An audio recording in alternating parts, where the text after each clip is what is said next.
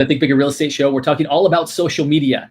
You and I both know that we as real estate agents spend a lot of time on social media. And my question to you is, are you as effective as you'd like to be?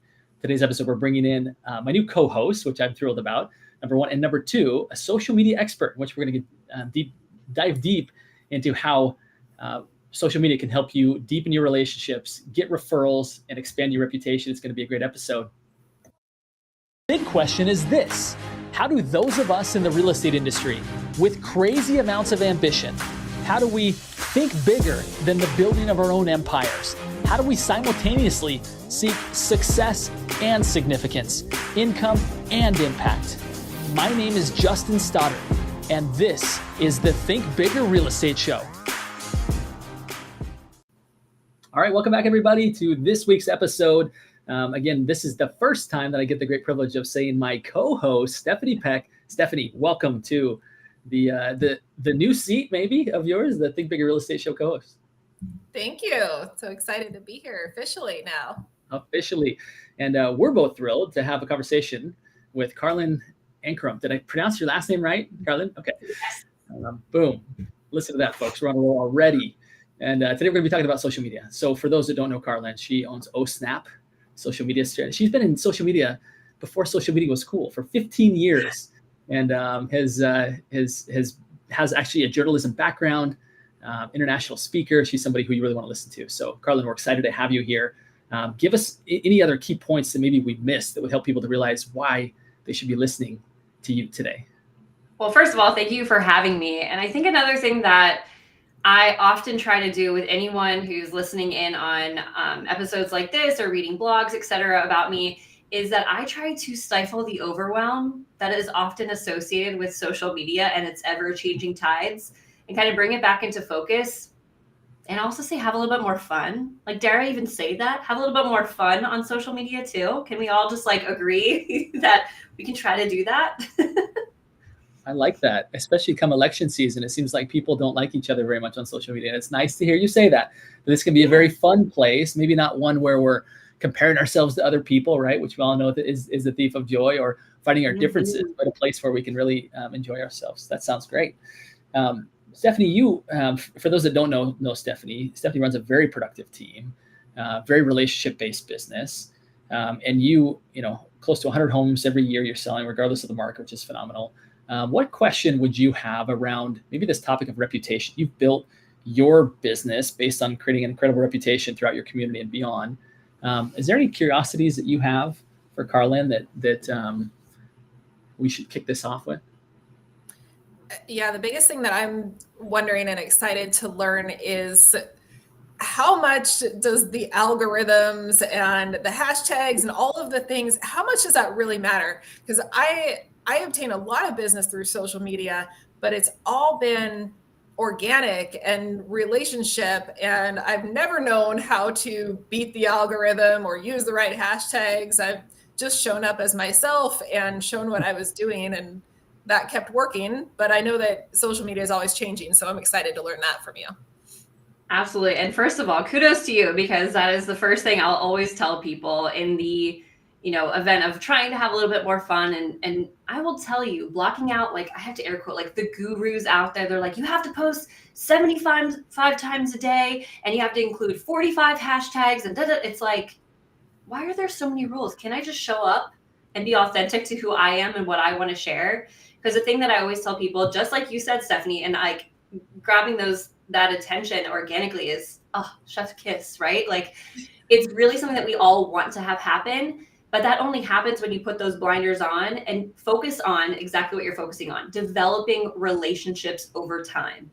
Mm-hmm. And the part that's important about social media in that regard isn't it's an expansion of those relationships that maybe you've already started offline and you're bridging it online, et cetera. And so that's what's really the powerful place of social media is you can be in those people's pockets, literally, right? We all got one of these now at all times.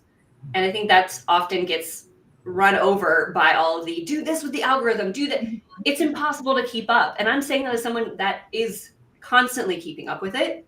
Yeah. Sometimes I feel like those ducks, right? Where you're underneath the water and you're moving along and I'm just trying to keep up with it. But really the power is being authentically you and sharing your expertise with the world. And I think that is a strategy that often gets overlooked. So kudos to you, Stephanie, for figuring that out, because that is exactly what the advice I would give. Yeah, but yeah, it can feel that way with the gurus out there that are always telling you, do this, do that, do something different. You can always feel like you're not doing enough, or that you're missing out on something by not doing it. Yeah. And I think another big thing around that is if others that are listening are feeling that overwhelm and that like exhaustion, I'll just put it out there, is do you really have your why dialed in? What do you want out of your social media? That's always the first question I ask anyone that's coming to me is, what does success for you look like on social media? Not what everyone else thinks it should look like for you, but what does it look like actually for you? You want more referrals? My guess is probably yes. But often we get wrapped up in comparing our chapter 1 to someone's chapter 42. And that's not fair to you. It's not fair to the people that you are looking for people like you to work with, etc. So yeah, it's definitely something to keep in mind, but also refocus on the why and move forward from there. Because followers, I will say this forever, followers don't matter unless you actually know why you're gathering those followers and you have somewhere else to direct them to, whether it's your website, whether it's a newsletter, whether it's to connect with you other places. Because tomorrow, if Zuckerberg or Microsoft, who owns LinkedIn now, is like, you know what, this has been fun, we're gonna pack it up and sail off on our yachts. I don't want to be here for that day. It's already enough when all of the glitches and outages happen, the like chaos that it spins everyone into. But it's really there to help us see, like, how are we digitally connecting those dots to a place where we actually own those relationships, whether it's an email list, a website, something. I like what you said right there, and it reminds me of something that I've learned before, is that, and this will bode really well for any real estate agent out there who believes in owning land, right, and owning property as opposed to renting it. But these social mediums, you're renting land, right? And the goal is, of course, build relationships with people, but get them onto land you own, like an email list, like your website, right? So back to maybe a question that I know that you're pretty great at answering, Carlin, which is, what metrics should you be watching, right? Because I know that's a lot of people get caught up, and Stephanie kind of had alluded to this earlier. But are there certain metrics that help us to know that we are doing this correctly, right? What would you say to that? So for me, again, your metrics that matter to you are going to vary based on your goals. But the one that I really pay close attention to is engagement, because I, like you guys, are trying to create relationships with people on the other side of the screen. And so if what I'm saying is not resonating through comments like shares, then what do I need to be doing differently? And that's where then you can kind of start to introduce some of the ideas of, maybe it's worth testing a few hashtags. Maybe it's worth testing a strategy of where I'm taking my long form content from YouTube and chopping it up into smaller pieces of content for YouTube shorts or reels, or now they're talking, really diving in deep on LinkedIn vertical video, right? So that's where you can kind of say, okay, the data is telling me one thing, but where is the quantitative piece? What about the qualitative piece? What am I missing here that maybe needs to resonate with my audience? But a lot of people, I will say, don't even know who their true audience is. They're like, it's everyone. It's not everyone. It's who do you like working with? Because yes, we would love to sell houses to everyone and their dog. However, where does it come to where it's like, this is where I focus solely? This is the type of people that I resonate with. And a lot of that could stem from who you are as a person. So example, my real estate agent here in Northern Virginia, he was testing different ways to show up on social. He's really into running, and he knows that his kind of demographic is those older Gen Zers, right? The first-time home buyers, or Gen Zers that maybe started here and are starting to kind of look at different investment type of opportunities with their parents, etc. So he went and he started doing home tours as running tours, like literally running through houses. And that blew up because one, it's short form content, which the algorithms like, but he didn't know that at the time. He was like, let me just test this because this feels easy for me to do. And he also knows that his audience were bored by his original videos of him just like walking through a house showing features. So he's like, what can I do differently? And he did that, and it skyrocketed his audience and got him the right type of people that he wanted to work with, because he focused on creating content for them, not for him. And I think that's a lot of what we all need to, like, myself included, right? Set the ego aside and like just be of service. One thing that stands out as you're talking about this authenticity and identifying who you authentically want to serve. I do think that there's a slippery slope happening right now with the ease of creating more content around artificial intelligence. And if there's one word that is the antonym of authenticity, it's artificial. And yet all too often I'm seeing even my friends' news feeds, and confession, my own, right? Because I outsourced it. And I started looking at my own news feed, and I'm like, I would never say that crap. Like, that is like, it's not that it was bad or inappropriate or off brand. It was just sounded artificial. And so I'm becoming very aware of who's actually on social media building relationships and who's just kind of putting their AI bot out there. And you can tell that I'm not, as soon as I sense that like so-and-so didn't read this, I'm on to the next, because it's not really a human anymore. Like I'm there to get to know what's happening with my people. And that's not it, right? So I appreciate you talking about the authenticity. Stephanie, what's showing up for you as you hear about some of what Carlin's saying here? Does it kind of resonate with you? And what other questions do you have? Yeah, definitely thinking along the lines of, as a real estate agent, we're always thinking of renting versus owning. And I've seen so many people that they have a big following on social media, but I know how much business they're actually doing.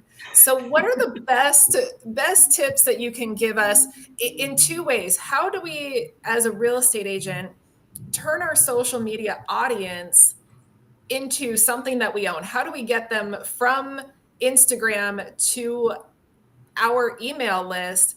And then once we have them, how do we turn that into business? Yes, I love this question. I think this also goes back to the renting versus owning. Taking them from your social, you have to think about calls to action, number one. What do you want your audience to do after they've consumed your content? Do you want them to send you a DM? Do you want them to strike up a conversation? Do you want them to comment a word that then, ManyChat or another automation sends them the download? But my biggest thing is you have to share a link to a freebie download, a quiz, a PDF, something like a lead magnet, right? We're very familiar with that. But also that lead magnet, wherever you're directing that traffic to, it's also important that you own that as well. Because a lot of us get, I'm going to call them like pay per, websites in a box from our brokerages, and you don't even own that either. So as you develop your personal brand, think about that as well. And where you're directing traffic, where those contacts are housed, like getting a little bit more detailed here, but creating an offer, creating something that they want information in exchange for their coveted email address. And that also goes back to knowing who your audience is, right? If it's a first-time home buyer, chances are they got loads of questions. And you've probably answered those questions ad nauseum at this point. How can you create something that duplicates your expertise in a quick download for that particular audience? And it's for them, and they know it's for them. But the other part of that is we have to remember to share that. And I know that I'm guilty of that as well. You're like, I don't want to feel, that I'm bugging people, or I don't want to be salesy, but like, that's what we're doing. That's where we're here. We're here to help. We're here to get them in the home of their dreams. And we're also here to build trust, because again, it's like a big financial investment to own a home these days. And so there has to be that level of trust. And a lot of that comes to what you were saying, Justin, is that level of authenticity, because consumers are super smart these days. So really connecting the digital dots, thinking of social media as the watering cooler, water cooler, bringing them over to your website that you own, or a landing page that you own, to give your email, to give them their email to you, and in exchange for something of value. And then from there, to nurture that relationship, think about ways that you can continue to email them. In that form, ask them for their phone number. You just call and see like, hey, how's it going? Do you want to grab coffee at your favorite spot in town? I'm hosting a webinar there. And that's where you start to bridge the gap too between digital, physical, and start to build that rapport. Mm-hmm. What stands out to me here is that, again, I think many people see the digital as being the end in and of itself, but I believe it, from what I hear you saying, is that it should be a means to an end. Relationships are built best, whether face-to-face or voice-to-voice, and at least a personal conversation, right? Where it's going back and forth. I can't remember the name of that, where it's synchronous. Sorry. Yeah. But it's where you're actually interacting right together. And I think all too often we put out stuff and we hope people see it and that's going to be enough, that's going to actually cause them to want to use us on their next listing or by their next home. And sometimes it is, if that material is strong enough. But what I hear you saying is if you can take those views and turn them into actual conversations that maybe start in a DM and then a text, and then like you said, let's grab coffee or something similar like that. Now all of a sudden you've taken this digital, these views and turn them into conversations, which turn into relationships, which turns into business, right? Does that resonate with you at all, Stephanie? Is that maybe how you've kind of created such a following in your community? Is there anything that stands out or any questions that you would follow up on that with? Yeah, I think that's right on. It's a pathway to a relationship. It's not the relationship. Yeah. Because if someone just wants to know what's my home worth, there are endless amounts of resources to find that information. That was my air quotes, that information, whether it's accurate or not. You can find information anywhere, but there's a reason that people still choose a real estate agent that they know, like, and trust, and that they have some sort of a connection with, instead of clicking on those websites that have all of those resources already there. That you're going to a place for resources, but then when it comes time to actually do the business, you want that relationship. I love it.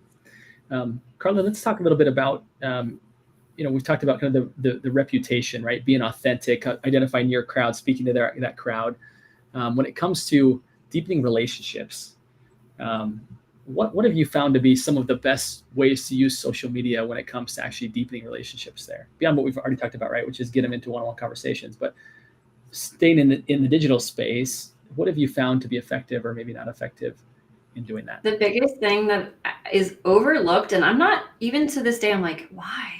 It's because it takes another level of effort, manual effort, I might add, is engaging with other people in your network. Like, it's a two-way street. It's social media for a reason. It's not a PR, it's not called PR media. Really thinking about it as a two-way street where you're having conversations where people are coming to you, but also you're going to them.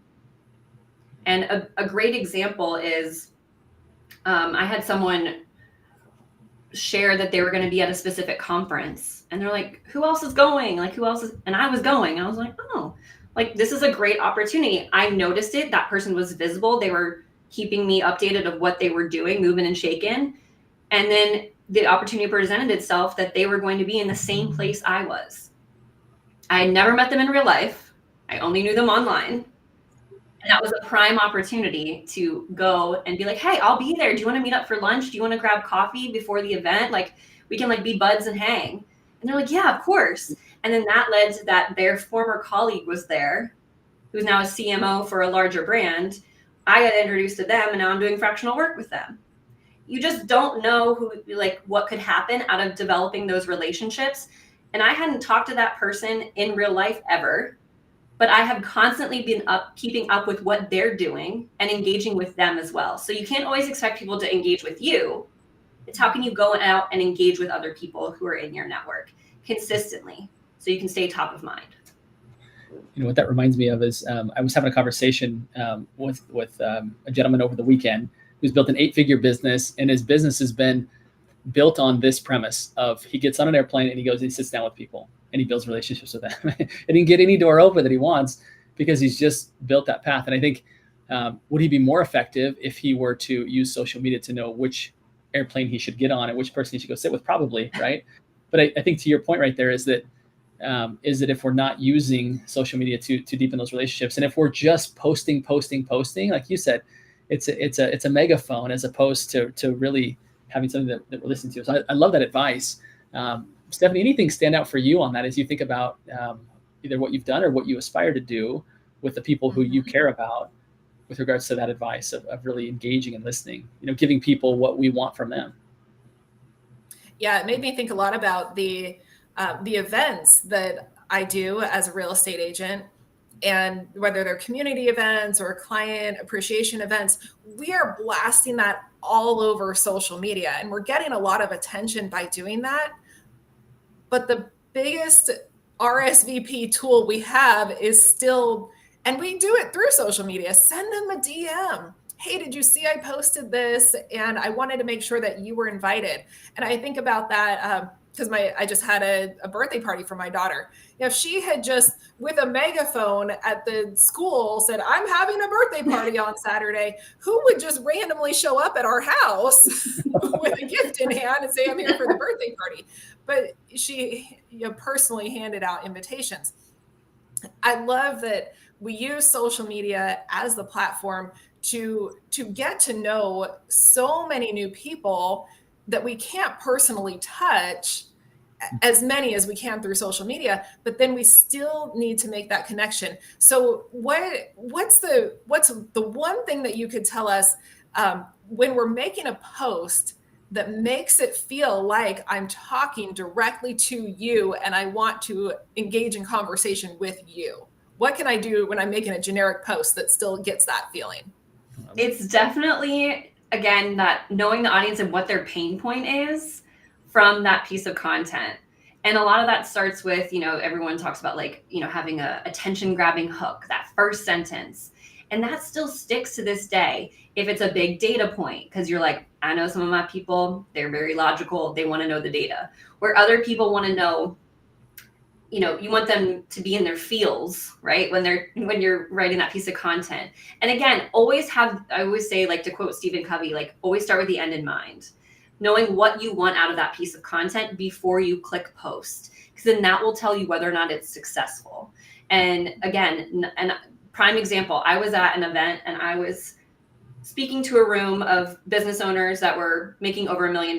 Majority of them were men in the room.